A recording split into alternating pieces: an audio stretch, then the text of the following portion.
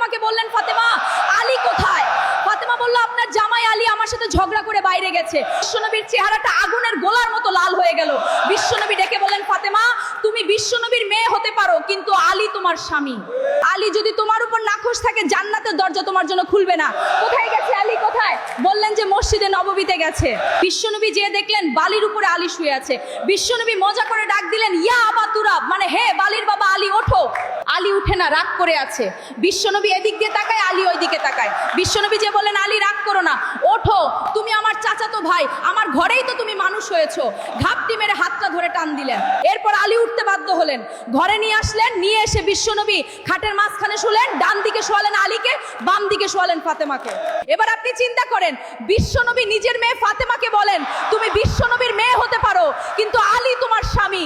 আলী যদি তোমার উপর নাখোশ থাকে, জান্নাতের দরজা তোমার জন্য খুলবে না। তাই আপনার স্বামীকে নাখোশ করে জান্নাতের দরজা বন্ধ করবেন না।